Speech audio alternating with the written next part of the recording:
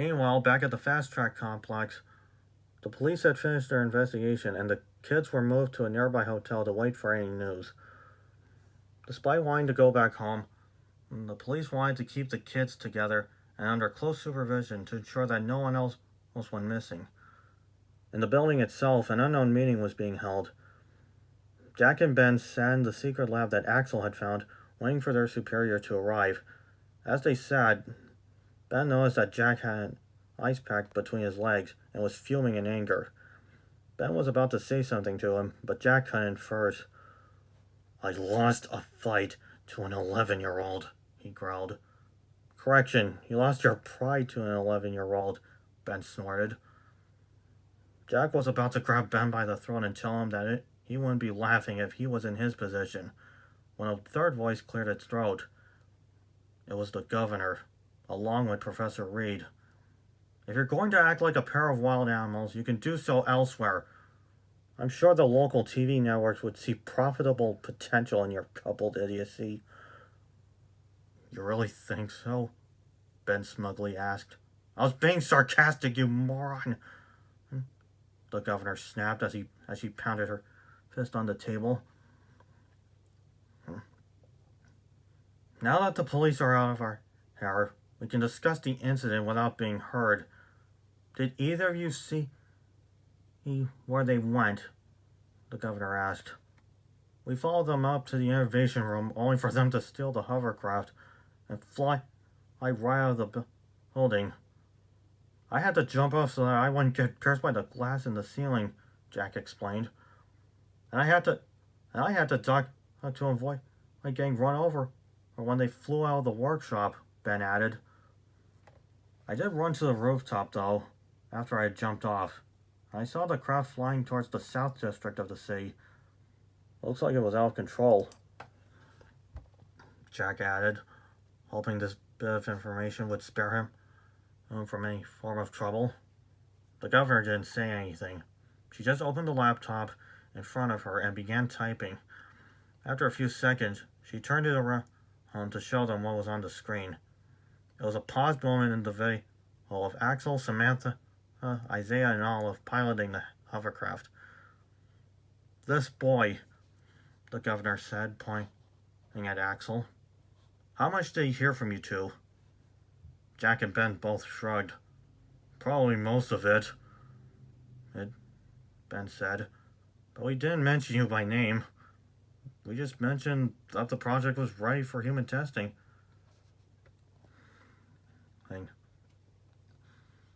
Professor Reed looked at Laura in a serious way. "He's been in here," he said. "If he was that far in the hallway, he was obviously looking for it to show his friends." The governor nodded. "I suspected as much," she said. She then stood up and addressed Jack and Ben. Head to the South District and find those kids." Jack nodded. "Don't worry," he said. "We'll stop them from telling anyone." "No!" The governor ordered loudly. "You can leave the other three to be found by the police, but I want the red-haired boy brought to me." Professor Reed was confused. "What do you need him for? We've already got what we need. If anything, we can bring him back would be a risk." The governor stopped in front of the Professor Reed with a menacing glare. "Did it ever cross your mind that maybe know what I'm doing?" she sneered. "I always have my reasons, just like the reason I specifically chose your company to help me with this enormous project. You'll see soon enough. Now you two, get going, both of you." Both Ben and Jack frantically hurried out of the lab to begin their mission, leaving the governor and Professor Reed behind. The governor went back to the desk and looked back at the image of Axel and his friends. "I know this doesn't make any sense right now, but this is for the greater good. You'll see. Everyone will see." Far from the city, the Norris family was still on the road, driving as fast as they could. Emily had already fallen asleep in her car seat, and Robin was scrolling through her phone. But it wasn't to pass the time. She was doing her own research on the incident that occurred earlier that day. In the front seat, Wilson was struggling to stay awake while Madison's focus was on the road ahead. Madison, do you think we should stop? I know we need to get to Streamline City as fast as we could, but you're burning yourself out, Wilson observed, taking note of the weary look on his wife's face. He's under passing streetlights. Madison sighed. As much as she didn't want to give in, she couldn't deny it. She was feeling exhausted. We're only one more hour away, she sighed. We should stop somewhere and sleep in the car. Or Wilson offered. And once it's morning, we'll be in the city before you know it. Maybe some good news will come in that time. Madison gave her husband a worried look, but she nodded anyway. At the next exit, Madison steered the car into a nearby parking lot. It just doesn't make sense, she said. Why would Axel do something like this? I don't know, Maddie, but I know our son. He wouldn't do anything reckless unless he had no choice or if it was by accident. And Wilson said, I'm sure he's all right. I can feel it. And with that sentiment, Wilson leaned back in the seat and shut his eyes. Although it took a while, Madison eventually fell asleep too. Guys! Robin said. Sure, her voice startled everyone awake. Madison, Wilson, and Emily all jumped up. The sun was now rising, and the land around them was growing more colorful as the night sky faded into the morning sun. Robin, what are you doing? Wilson moaned as he rubbed his eyes sleepily. Sorry about that. It's just that I found something online. She replied. Turning around in their seats, Robin told her parents what was on her phone. It was a picture of a recent news article. The headline read, Mysterious Vehicle Found in Alleyway. Madison's eyes lit up. That's the hovercraft that the kids were in. And I recognize the car came from the footage we saw on TV yesterday. Where was it found? Wilson asked. Robin looked back at her phone. According to the report, it was found in the South District of Streamline City. Probably not the best place for them to have landed. But if it was empty when people found it, then that means they were able to walk away uninjured. And the question is, where'd they go after that? And Robin pondered. Axel's okay? Emily asked hopefully. We don't know, sweetie, but it looks like he might be. Let's try to remain positive, Wilson replied as he swapped places with Madison in the car. It might be a little hard to do that, Robin muttered as she scrolled through the news feed. What do you mean? Madison asked. Well, I scrolled through some more news sites hoping to find something relating to what happened.